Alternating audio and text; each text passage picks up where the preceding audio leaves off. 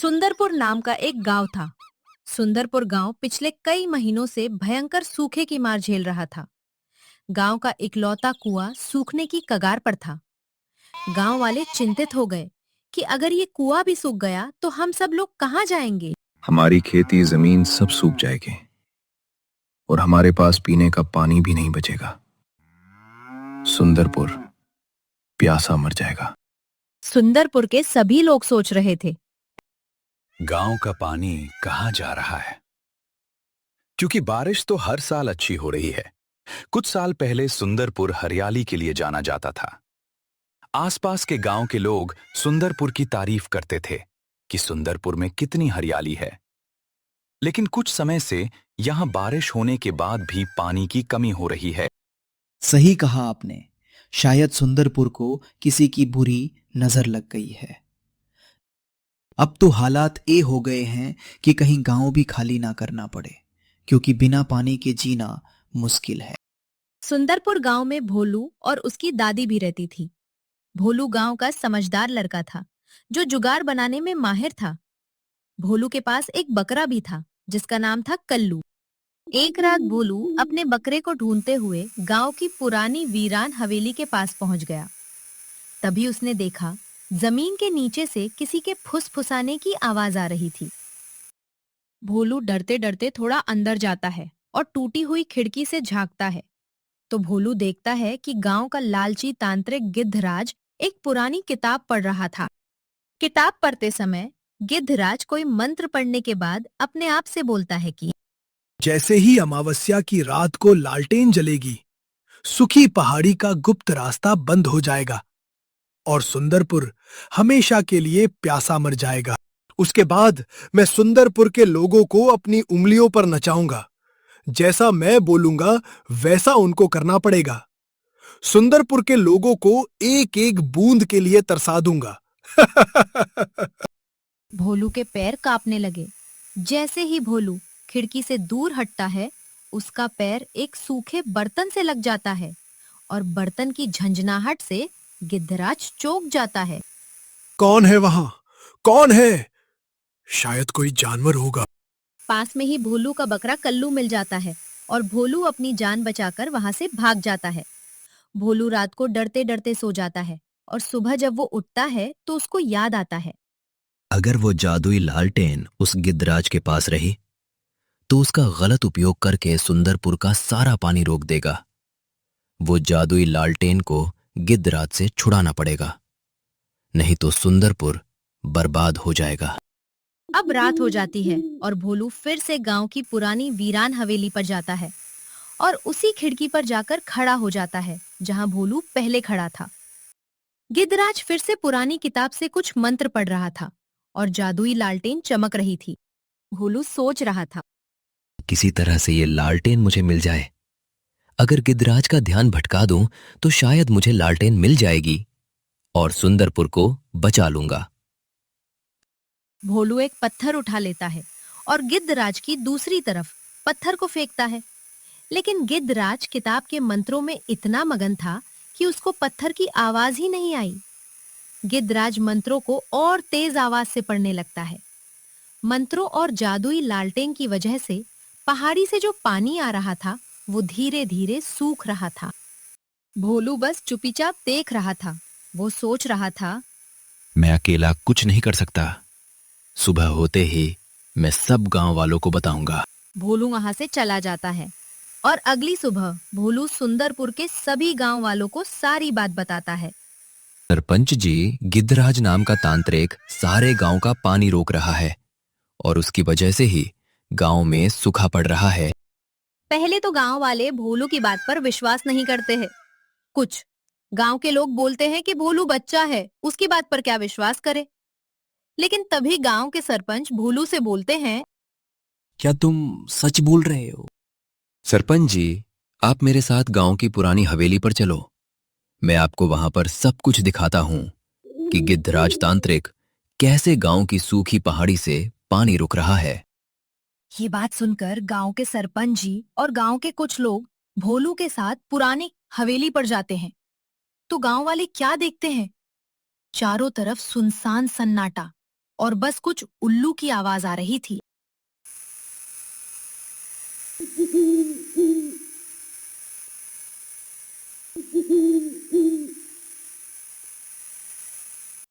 सरपंच जी भोलू से पूछते हैं, क्या तुमने सच में गिद्धराज तांत्रिक को यहाँ देखा था पानी रोकते हुए, और वो भी जादुई लालटेन के साथ? भोलू उदास मन से बोलता है, सरपंच जी, मैं सच बोल रहा हूँ। मैंने गिद्धराज को यहीं देखा था, गांव का पानी रोकते हुए। सरपंच जी बोलते हैं कि लेकिन यहाँ तो कोई नहीं है। भोलू थोड़ा सोच कर बोलता है कि सरपंच जी शायद गिद्धराज रात में जादुई लालटेन से पानी रोकता हो। अगर हम सब लोग रात में यहाँ आए तो शायद गिद्धराज हमें यहीं मिले। सरपंच जी भोलू को डांट कर बोलते हैं, तुमको पता नहीं है क्या, यहाँ पर भूतों का साया घूमता है। रात में यहाँ जो भी आता है वो अपनी जान से हाथ धोता है। अगर हम लोग भी रात में यहाँ आए तो हम लोग भी जिंदा नहीं बचेंगे। और वैसे भी अगर यहाँ कोई होता तो हमें कोई वस्तु का निशान या कोई ना कोई चीज तो हमें मिलती। लेकिन यहाँ तो सब वीरान पड़ा है, जैसे कि यहाँ पर भूतों के सिवा कोई रहता ही ना हो। भोलू और गांव वाले उसे वीरान हवेली से लौट कर आ जाते हैं। भोलू मन ही मन सोच रहा था, 2 दिन बाद अमावस्या है और गिद्धराज बोल रहा था कि अमावस्या के दिन सुंदरपुर का पूरा पानी रोक देगा। लेकिन गांव वाले मेरी बात भी कहाँ मान रहे हैं। भोलू एक बार फिर रात में पुरानी वीरान हवेली पर जाता है और फिर से खिड़की पर जाकर खड़ा हो जाता है। भोलू गिद्धराज के मंत्रों को सुन रहा था। अचानक से जादुई लालटेन से एक आवाज आती है, गिद्धराज, अगर तुझे सुंदरपुर का पानी रोकना है तो मंत्रों के आखिरी दिन यानी अमावस्या को एक बकरे की बलि देनी होगी, और वो भी सुंदरपुर के किसी बकरे की। गिद्धराज जादुई लालटेन को बोलता है, जादुई लालटेन तुमको बकरे की बलि मिल जाएगी। जादुई लालटेन से आवाज आती है, गिद्धराज, अगर वो बकरा सुंदरपुर का नहीं हुआ तो ये कार्य सफल नहीं होगा। गिद्धराज बकरे की बलि के लिए मान जाता है। लेकिन गिद्धराज को ये पता नहीं था कि सुंदरपुर में किसी के पास बकरा नहीं है सिवाय भोलू के। भोलू ये बात सुनकर सोचता है, पूरे गांव में किसी के पास बकरा नहीं है, बस मेरे पास है, मेरा कल्लू। अभी तो मुझे बस सुंदरपुर को बचाना था, लेकिन अब अपने कल्लू को भी बचाना पड़ेगा। इसे कहते हैं गरीबी में आटा गिला। भोलू अपने घर चला जाता है। भोलू सोचने लगता है कि कल अमावस्या है।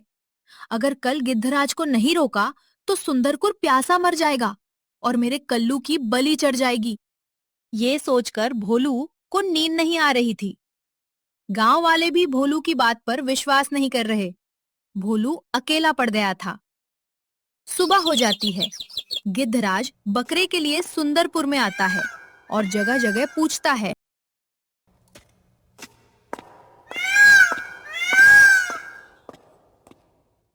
भाई बकरा मिल जाएगा क्या? मुझे एक बकरा चाहिए। एक व्यक्ति भोलू का नाम लेता है कि भोलू के पास कल्लू नाम का बकरा है और कहीं आपको बकरा नहीं मिलेगा सुंदरपुर में। गिद्धराज भोलू के घर जाता है और उसको आवाज लगाता है,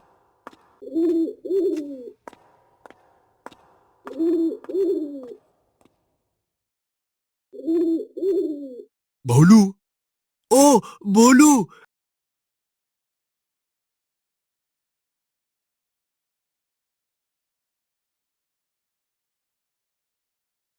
भोलू गिद्धराज की आवाज पहचान जाता है और बाहर आता है और भोलू बड़े प्यार से गिद्धराज से बोलता है, बोलिए क्या काम है आपको?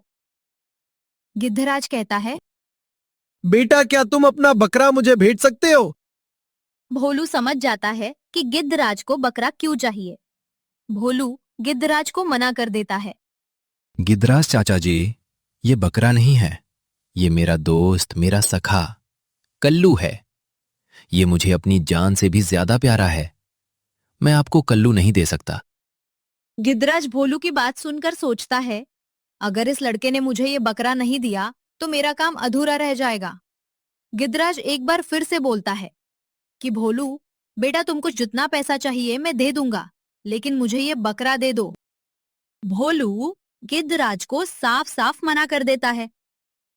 गिद्धराज वहां से वापस थोड़ी दूर एक पेड़ के नीचे बैठ जाता है और सोचता है, अब मैं क्या करूं? इस लड़के ने मुझे बकरा देने से मना कर दिया है और पूरे गांव में कहीं और बकरा नहीं है।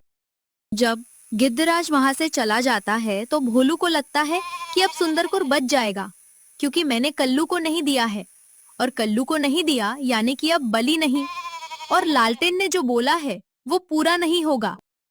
अब कल तक सब कुछ ठीक हो जाएगा पहले जैसा। सुंदरपुर पानी और हरियाली से हरा भरा हो जाएगा। ये सोचकर भोलू खुश हो जाता है। लेकिन गिद्धराज कुछ और ही सोच रहा था। गिद्धराज ने कल्लू बकरे को चुराने की सोचा। रात होने से पहले गिद्धराज कल्लू बकरे को चुराने के लिए गया। गिद्धराज देखता है कि भोलू अभी बच्चों के साथ खेल रहा है। तभी गिद्धराज कल्लू बकरे को चुरा लेता है और अपने साथ पुरानी हवेली पर ले जाता है। भोलू घर आता है तो देखता है कि कल्लू तो घर पर है ही नहीं। भोलू कल्लू को बहुत ढूंढता है, लेकिन कल्लू कहीं नहीं मिलता। भोलू समझ जाता है कि गिद्धराज कल्लू को अपने साथ ले गया। भोलू भागता हुआ पुरानी हवेली पर पहुंच जाता है और देखता है कि कल्लू को बलि के लिए तैयार किया जा रहा है। अब भोलू थोड़ा घबरा गया, लेकिन उसने अपने आप को समझाया कि अभी घबराने का समय नहीं है। अगर आज कुछ नहीं किया तो सब कुछ खत्म हो जाएगा।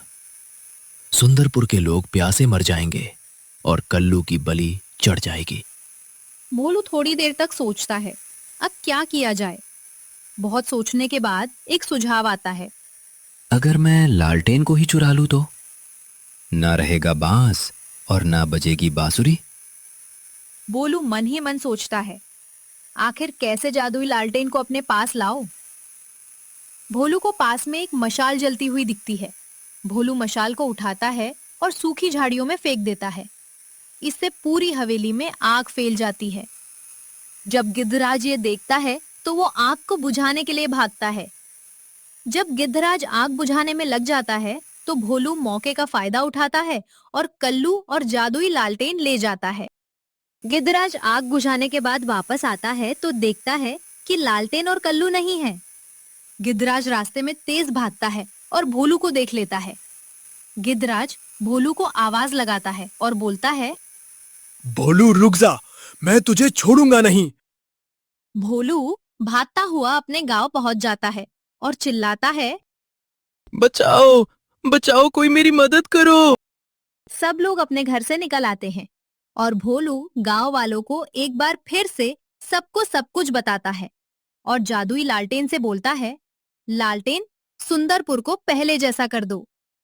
लालटेन गांव को फिर से हरा भरा कर देती है। गांव वाले भोलू को अपने कंधों पर उठाते हैं। गिद्धराज गांव से भाग जाता है और दोबारा कभी सुंदरपुर में कदम नहीं रखता है। इस तरह सुंदरपुर में एक बार फिर से पानी की लहरें चलने लगती हैं।